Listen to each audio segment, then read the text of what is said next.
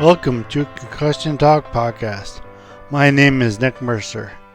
For episode 67, I'll be talking to Mohammed of Ryerson University's Concussion Legs Foundation chapter. Concussion Talk Podcast is presented by HeadCheck Health. HeadCheck Health bridges the gaps in concussion care through simple, powerful technology. Join organizations like the Canadian Football League, Track Factory Racing, the Canadian Junior Hockey League, Eastern Washington University, and Volleyball Canada, who rely on HeadCheck Health to improve communication and optimize care. Visit headcheckhealth.com for more. And I'm with Mohammed, and he's going to tell us about what got him into concussion research, fundraising, support, like why you're interested in fundraising, Mohammed, and why did you start a group at Ryerson? Yeah. Hi, Nick. Thank you for having me on your podcast today. Appreciate it. I love what you do, and this has inspired me to get on this podcast and share what we're doing at Ryerson. First of all, my name is Mohammed. I'm studying biology at Ryerson. So what inspired me to, raise awareness around concussions? I'm a coach for 5 years. I've coached sports for hockey, soccer, football, and I coach sports for age groups of children between the ages of 6 to 12. And the amount of injuries I've seen is, countless, right? And concussions is a scary topic for young athletes, and it's not really discussed much with parents. It's not really discussed much around coaches. So this was one of the reasons why I was inspired to be able to help raise awareness around concussions. Another big thing about that is my friends. A lot of my friends have played sports like rugby and football, and to see them get concussions and just say the words, it's not that serious. So you see that those 4 words, right? It's not that serious, or 3 words they use. Yeah. They tend to use it often because they're very, into the sport, and they're very enthusiastic to continue playing. It doesn't hurt right then, exactly. Yeah. It doesn't hurt right then. They don't see the effects right away. Yeah. And then there are friends that I have that can't play any more sports or can't do too much physical activities anymore because of their injuries in the past and repeated injuries. So these are some of the reasons what inspired me to help start this initiative at Ryerson University. So what really got us started at Ryerson with the Concussion Legacy Foundation of Canada was the Brains and Bronze Design Challenge competition back in February. So a few group of friends and myself, we decided to join this design challenge just to really challenge ourselves and see what we can do to help raise awareness. Yeah, because you're not you used to say you're in biology, so you're not a computer science guy or engineer. No, but I talked to Adina in March about the Brains of Bronze Symposium at Ryerson, and sorry, I was interrupting you because I just wanted to mention that you said you know Adina, and you talked with this hackathon and the Brains and Bronze Challenge, but I'll let you continue what you're saying. Sure. Yeah, so it was more of a tech competition to design something that will help mitigate concussions forever for young athletes. So what we decided was we wanted to focus on the youth and to be able to help create something for the youth that's an engaging way to help prevent concussions. So we did we have our own startup company after the hackathon, as our team finished first place, which was pretty awesome, and we did get a major prize of $3,000. So that's one of the things that inspired us to continue this. So on the side, so what company? I didn't know about this at all. What company did you? So I will give you a follow right after podcast. Sure. Okay. What's the name of the company you started? Yeah, so the name of the company is Post Your Check. We're still in the making at the moment. We've been working on it almost every day for like 8 hours. So it is a full-time commitment from our team. Yeah. And so at this Brains and Bronze Design Challenge, we met Jeff Brooks, and I'm sure you're aware of Jeff Brooks. So he was on episode 8 or something like that. Yes. In 2017, I actually got a chance to see that as well. Yeah. That was awesome, and the work he's done. Yeah. So we got in touch with him, and we spoke to him and said, hey, we want to get a chapter started at Ryerson because we've seen the Western chapter, the Montreal the McGill chapter, the UFT chapter. So we thought, okay, there's nothing at Ryerson going on with concussion awareness. So we took the initiative and we were able to get things started. And it's an honor to be able to represent the team as the operations coordinator for this year.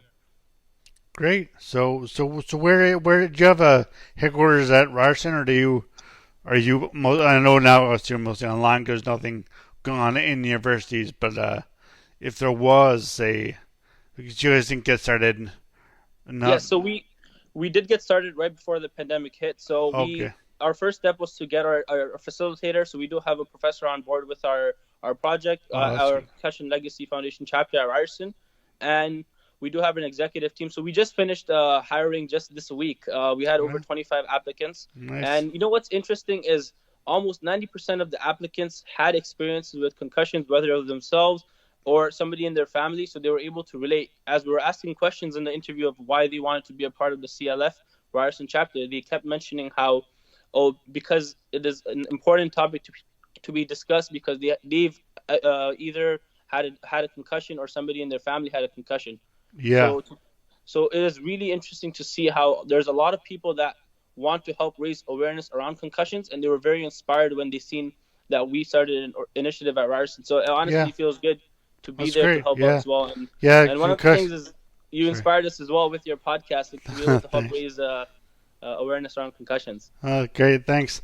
Concussions are so, as you mentioned, are so pervasive that it's just everyone is either has had one or knows them, or is a family member who has, and they're just it's an important issue that's often ignored, and that's hopefully not going to be ignored totally by this new health crisis now. But you mentioned that you played and coached sports for youth, and Adina mentioned in her podcast that on the episode she was on that the CLF Foundation at U of T at least does a lot of outreach to schools and young and kids, like both she had mostly high schools and middle schools, but like you said, you coach athletes 6 to 12 or so. Yes. So with the TDSB, the Toronto District School Board, and the TCDSB, the Toronto Catholic District School Board, I personally do have a lot of experience working with those school boards and with teachers and principals and just children as well in those school boards. So to be able to have that connection is a big asset for us because we're able to reach out to them. Yeah. I mean, at the moment it's a little hard, but we also have summer camps coming up online. There's going to be a lot of organizations that have summer camps. So we're trying to get in touch with summer camp organizations and to be able to set up a virtual class, because one of the things with the Concussion Legacy Foundation, as you're aware, is our Team Up Against Concussions presentation, which is a 30 to 40-minute presentation. We're able to just teach and help out free sessions, and it's an awesome way for us to be able to get out there and help out. So we're hoping you'll learn too as you. Yeah, I assume you'll learn a lot as you teach.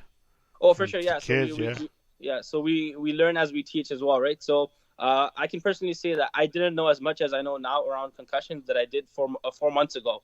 And even just the awareness around concussions, like at that hackathon, the way they brought it up, it was just mind blowing.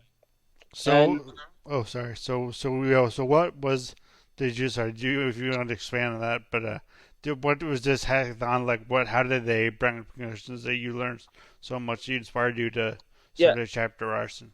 So the Concussion Legacy Foundation, there was a few of the representatives that were there that were sharing their experiences and sharing how this affects young athletes specifically, and to be able to see how sports with physical contact has a big impact on their career as an athlete, growing up not knowing exactly what to do with a concussion. So that has a huge effect on their career in the future. So that was one of the things that if we're able to help young athletes understand how serious concussions are, this will help them as they get older in life. Yeah. And that right there is enough for us to be inspired to help out anyone that we can. And so as I was saying, so we're planning to use Zoom platforms, as our way of helping out and being able to present. And another things that we did plan to do was hold an event by the end of June. So to be able to just share what we have done so far just with the community at Ryerson, and this is by connecting with the athletes at Ryerson. So at the moment, some of our marketing team members, some of our marketing team members are connecting with the Ryerson rugby team and the Ryerson basketball team and the soccer team to be able to connect with athletes and just to ask them questions like, how often do you think about concussions? How often does your team discuss around concussions? And then I asked them the honest question: if your friend had a concussion, would you report it? And then we would have discussions around that, and just to see how interesting, how indifferent every single athlete is. And it's also honestly good to see how there's a lot of coaches that are continually bringing up the discussion around concussions nowadays than they would 10 years ago. Yeah, definitely. And speaking of that, like, so you coach, you said hockey, rugby, Yes. and what else do you coach? Just those Yes, two, it and was me. it was it was hockey, basketball, and Basketball soccer. house on soccer. Okay. So what is your sport? If you had to pick a sport for you, or do you just evenly divide yourself among all those sports? Do you have one sport that you It play would be among? hockey because I started playing hockey when I was 4 years old, so Oh, it's just okay. hockey. Yeah. Oh, so you're well ingrained to that. But so you must know about your teammates who've had them over the. I guess probably not even not they've not diagnosed, not even misdiagnosed, but just not undiagnosed concussions. I guess when you were playing, when did you start hitting? It started around the age of 13, 14 is when Okay, the physical contact usually starts. Yeah. okay, And just recently playing in the league, and I mean, the injury I had was a separated shoulder from a hit, okay. and That yeah, so hurts. it wasn't a concussion, That but it was, stings. yeah. So I've seen on the ice people getting concussions, and just to see how a lot of the things for them change after that. Like if it's, I mean, it depends on the severity of the concussion. Like a Yeah. few of my friends had to stop playing for a while, whether maybe a couple months. And I think the biggest thing that a lot of people do that when they get concussions is they come back way too quick and they don't wait for the full recovery, and that is what affects them in the long run as well. Was there ever any like this is a different question, but any excuse like people had when they because I guess when you were like say 15 years old, or hitting a lot in hockey, and you were, but what was I think I don't know what kind of player you were, but yeah, but there was a lot of hitting and you saw people get concussions, but you didn't really know necessarily what was happening, or they didn't know what was happening, but they'd be off your set for a few months, and Yeah. So what was that like? Was their excuse like saying, "Oh, well, I was just a bit nervous about playing, or I just didn't feel right," or did they I have think some reason that they didn't come back? Or Yeah, I think the biggest thing would be their parents and their coaches. Just seeing their safety is more important. And yeah, if you have those good coaches well, that's that good. see that side of the sports, being able to take care of your mental health and Yeah, before your physical health as well, and I yeah, believe that was an excuse, like being able to see that you're mentally prepared to come back on the ice, like whether you're nervous or are you like ready to get back in shape to play? Because yeah, being off the ice for 2 months it makes a huge impact in your game as well. yeah. No, definitely. I see it, and I guess you didn't get a chance to reassure your knowledge with your it's a bunch of an echo on my headset, but let's take a move with the headset, but that's maybe better. But okay, I'm still recording. All right, good. Yeah, you didn't get, if you can, you haven't got a chance to share your knowledge with your, I don't say students, but they're your players on your teams. Your coaching. You haven't got a chance yet to do that as much, but because the season's obviously cut short, or even I guess soccer and basketball almost Oh yeah. erased. Um, Are they? Yeah, so for sure. Oh, with that, a lot of my friends that I do speak to almost every day, I do speak to them about concussions. Like just Yeah. a few days ago, I speak to one of my friends who played rugby, and he mentioned how he was knee to the head. Mm. So then I started speaking to about concussions and how we have our initiative at Ryerson. So he was very inspired to get involved, and he said, okay, I want to relate my stories with other people. So right away he signed up. He's like, whenever there's events or you guys are going online and doing events, I'm happy to join. And that just goes to show how enthusiastic he was to be able to just share his story because he learned from his story that he went back and started playing way too fast and he didn't really recover, and now he's not playing any more sports. So in terms of being able to speak to teams, we did initially plan before the pandemic hit to Yeah. go and speak to the Ryerson sports teams, or just even go and present to the teams just for like 30 minutes and be able to teach them as well what we know so far, and they can also teach their teammates and teach their friends and families that are playing sports as well. And I mean, we hope to get that started to be able to connect the team with the teams. And I think moving forward, once we have our entire team, as I said, we just completed our hiring process, so we're gonna have a team of around 25 members, and Nice. we hope to get things started within the next couple of weeks. So stay tuned. And how big is how I'm not sure how big is Ryerson? I know UT is like 50,000, right? And Ryerson is like, or maybe more than that, probably like 70. But Ryerson is what, like how many people, how many students in your Uh, I wouldn't, roughly? I wouldn't have an exact number, but there's a lot of people. Yeah, it's a commuter school, so it's hard to count. Okay. Yeah, there's a lot of people coming in and out. But Ryerson, this is the downtown focus. It's amazing that we have our school right at Yonge and Dundas, so it's a good place for us to be able to go out and speak. Because there's schools like the Ted Rogers School of Management. There's also the SLC, the Student Learning Center. There's many buildings nearby there, which is a good place for us to go and to speak about concussions, people to raise awareness. And we're hoping to hold a symposium once everything opens up again. That's one of our main plans, to be able to even hold our own Brains and Brawn Design Challenge from the Ryerson Concussion Legacy Foundation. And I know Ryerson is very much like a media journalistic school. So that must be that must be great for your marketing and for your raising awareness, as you were saying, for school, for even for within your Ryerson and within the whole Toronto community as well. Well, yeah, for sure. It's a good way for us to market the concussion awareness.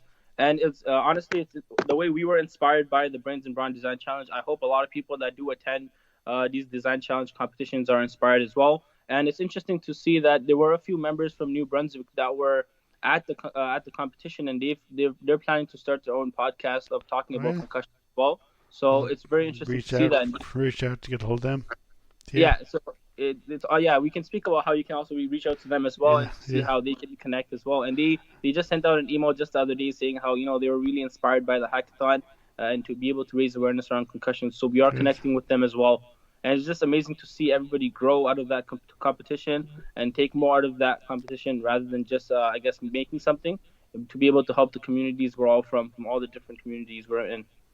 Yeah, so when I was talking to Adina, she was saying like that same as you, that they just started the Concussion Legacy Foundation chapter, but then this pandemic has really messed everything up, and it's really, I mean, for you, for sports, for the coaching this summer, and for even your classes, and for camps, like you're saying, like you're interested in doing camps and talking to sports teams, and that's all put on hold or made very difficult.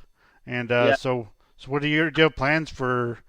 Can you even make plans for September or for? I mean, next year? we've made our yearly plan because that's part of our. So we did connect with the Ryerson Science Society to be able to have our chapter affiliated with them at Ryerson.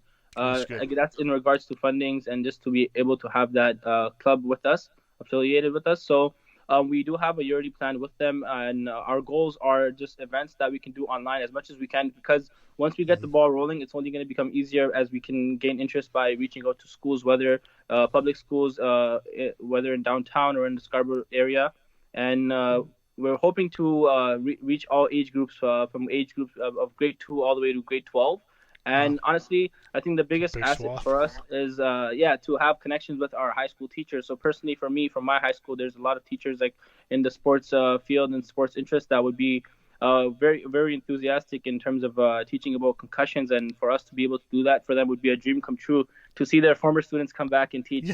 So that's one of our goals as well. Before the do you have teaching in your sites for when you graduate, or I don't even what year are you in now?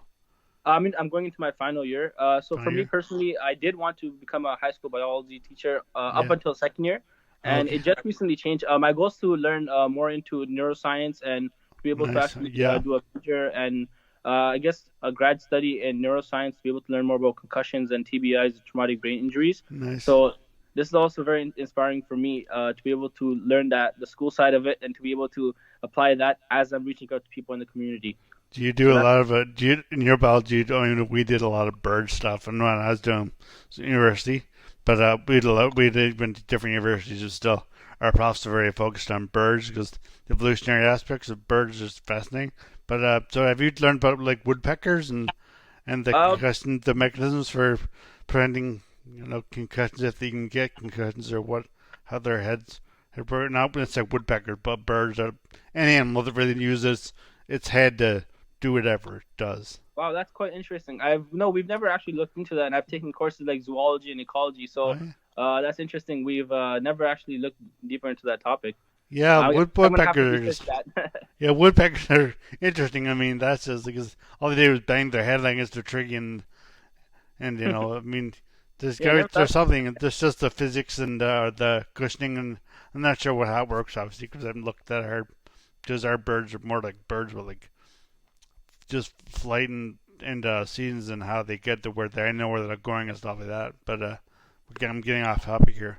Um, you were you were saying that obviously you're involved in sports and the sports teams. You get a chance to. You were planning to talk to more sports teams at Ryerson that you didn't get a chance to, but necessarily. But is there much knowledge that you know of that you can even see now that in Ryerson sports or in Ryerson in general about concussions? Though, like in the athletics department, is there recognition that concussions are something that really need to be taken seriously? Yeah, I'm sure the coaches are speaking to the teams privately, but we haven't really seen much on their social media, and that's one thing that we should want to do, and we plan to do because a lot of, especially let's say first years coming in, they look up to, or even high schoolers, they look up to the athletes, let's say at Ryerson or at different universities, and to see these athletes, professional athletes in universities raising awareness around concussions, whether it may be even a 30-second video where it's like the team up presentation that they all pledge to speak up about concussions, that would be a great way to just, I guess, teach the community that's watching on social media, and that's one of our goals, to be able to help so teach them so they can teach the community as well. And this is we're all in this together, so we hope our team is making a lot of different ways and plans to be able to get out there. I mean, there's so many opportunities. It's just a matter of just reaching out and just getting things started. And the president of our club, Talha Manazir, we hope to also get you connected with him. He's got a few plans to be able to raise awareness as well by raising fundraisers, and that's another fun way for us to be able to integrate with the Ryerson society and the Ryerson community as well, to be able to raise fundraisers for concussions research. Yeah, that's a good idea. So sorry. So what your title at the Ryerson chapter is? Are you president or operational what? Operational manager? Yeah, I'm the operations coordinator. Yeah, it's just coordinator. Okay. Yeah. So I was saying, like, I was thinking that. I mean, it's like I was saying before. It's, COVID really messed things up. It's too bad, but it's also kind of worked out well for, I guess, for you guys especially. That not worked out well, but I shouldn't say it like that. But it's, I mean, like the positive. I mean, you guys have really your influence on social media and your application of computers and media and using social media to converse is obviously going to be what it's going to be from now on. So, and sure, it has to be going to have to be. So it's exactly the new normal, and there's also the way the general population was leaning anyway. So it's kind of like it's leaning towards more technology stuff. So it's good that you guys have this avenue to use as your to spread awareness and to not just always just written paper like pamphlets and going out talking to people, but if you can connect people through social media where you're more readily available and easier, people can find it in their own time when they're more relaxed at home. They can watch a video on social media or YouTube or whatever. So, yes. And what we also plan to do is get, I guess, athletes and teachers as well, or coaches, to be able to present the 30-40 second video. And we're actually emailing and contacting a few professors or even coaches at the moment that are coaching various age groups from the professional level all the way to ages like 10 to 12. And we're hoping that they're able to reply back and we can discuss how they can present the video to not just their teams, but also to their social media, just like an IGTV on Instagram or on Facebook. And it would be like a 30-40 second clip just talking about concussion awareness and teaming up to speak up against concussions. Right. So that means, so like I asked you before that, I mean, you don't know when the schools or how it's going to start again in the fall, but I guess you're finishing, your exams are over now? You have written your final exams? No, the final exams have been completed, but I'm taking courses online. I'm taking 5 courses right now online. Oh, jeez. Sorry to interrupt you for your no, busy. It's fine. This is awesome. I'm enjoying this. Is all biology courses or is it like mostly No, I'm taking a few of my upper liberal courses, so like Intro to Astronomy, and I'm also taking there's a very interesting course at Ryerson called Digital Skills and International Innovation. And in that course, we're learning a lot about the online world, and I guess it's the underhood of the social media world.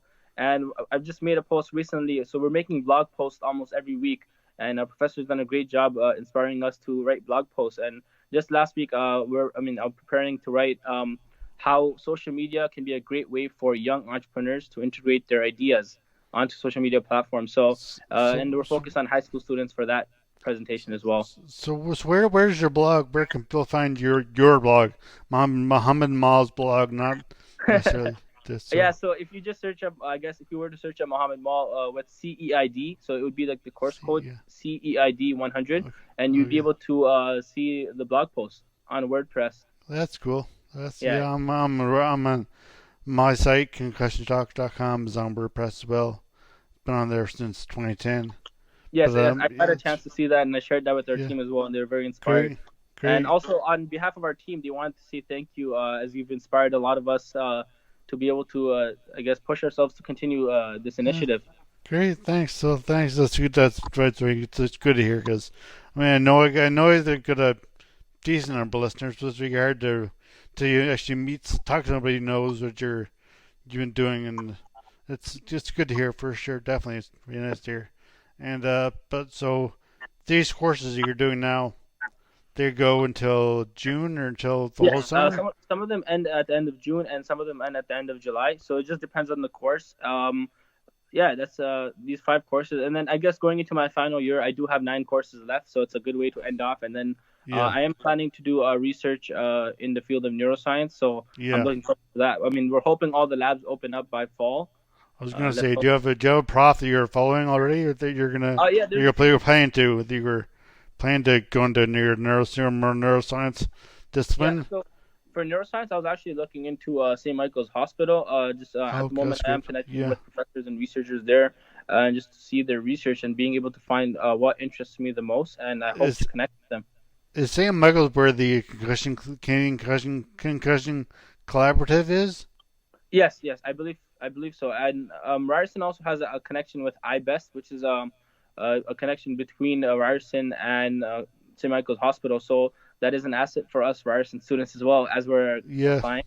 Yeah, so it's a good way for us to get involved and help out as well with the research. Nice. Well, you sound very enthusiastic about it all, so it's great to hear. And I hope you obviously continue your social media stuff and your computer promotion and your awareness as much as you can now. It's hard. I mean, it's obviously a weird time though.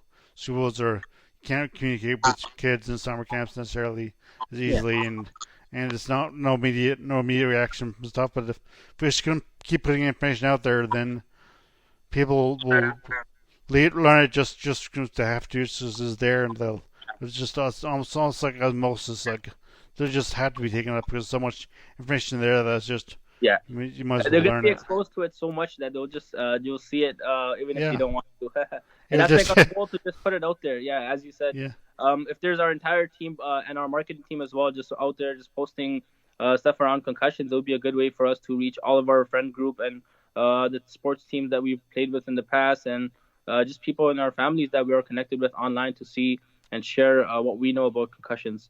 I think that's awesome. I think that's great that you guys are doing that, and you guys have an avenue to really spread awareness through your connections with media and with science and engineering computer hackathon type stuff. And but so how can people find Ryerson Concussion Legacy Foundation chapter now? Yeah, so we do have our Instagram page, the Ryerson Concussion Legacy. We had our first post a few weeks ago, just as an introduction. So what we plan to do for the next week, as if there are viewers listening on this, they're able to see that we will be posting an introduction of all of our executive members. We're planning to do a short video from each member of the team, just introducing themselves and why they got involved with the Concussion Legacy Foundation Ryerson chapter. I think that will be a good way for us to share who our team is, and that will be on IGTV or on Instagram. Yes, it will be on Instagram, and we plan to post that as well on Facebook as it will be connected. And we hope to get things started on Twitter as well, to post videos around concussions. And I guess you can find us. Anyone can find us on Ryerson Concussion Legacy on Instagram, and you can follow our page and support us as we get started. We're still fairly new, so we hope to get the ball rolling soon. And you said you'd also post on Facebook, but do you have a page on Facebook, or do you just mean individually? No, we have not made a Facebook page yet for the Ryerson Concussion Legacy, but we hope to get that started once our marketing team is finalized. We hope to get that started. I think by the end of next week we'll have it running. Oh, great. Well, yeah, it sounds like you guys have everything in order, at least computer-wise and media-wise. So yeah. That's great. And yeah, so thanks so much for coming on the podcast. Now, people at Ryerson, if they're probably in bed now and just like, now I'm not going to post it now. I'll post it on Tuesday. But I mean, students will at least get involved if they can, or I guess they can't now because they can get stuck involved, but hiring is finished for Ryerson. But get involved with your local sports teams, and there's got to be someone you can help out and teach everyone you can about concussions, and spread the word about Ryerson Concussion Legacy Foundation chapter. For sure. And as our hiring process did finish, but we do hope to get members just to come out as general volunteers to be able to raise awareness. And we're more than happy to help teach, I guess, the team up presentation to anybody at Ryerson or anyone within the Ryerson community that wants to come out and if they want to prepare and make that video, we can help and support them and train them as well while making that video to be able to reach out to their friends and their family as well. That's great. I think that's great. So yeah. So thank you again, and please everyone heed Mohammed's words and get involved. So thank you so much, Mohammed. Yeah, I appreciate for having me on your podcast. You guys continue to inspire us, and we love your podcast. And I recommend everyone to whoever's listening to this to listen to all the podcasts, to take out some time and just to listen. It's interesting to see all the different professionals coming out and speaking to you and speaking about their experience. Yeah. And it honestly inspires us as well to continue this. And we look forward to connecting with you again in the near future, just to share our progress with the Concussion Legacy Foundation at Ryerson. And we appreciate your this time. Thanks so much. Yeah. Thank you all for listening. And please reach out to Ryerson's Concussion Legacy Foundation chapter and Mohammed on Instagram, and I can find more information on my website, www.concussiontalk.com, in the profile or preview of this podcast. So please check that out. As always, music at the beginning of this podcast is by Ben Sound, www.bensound.com.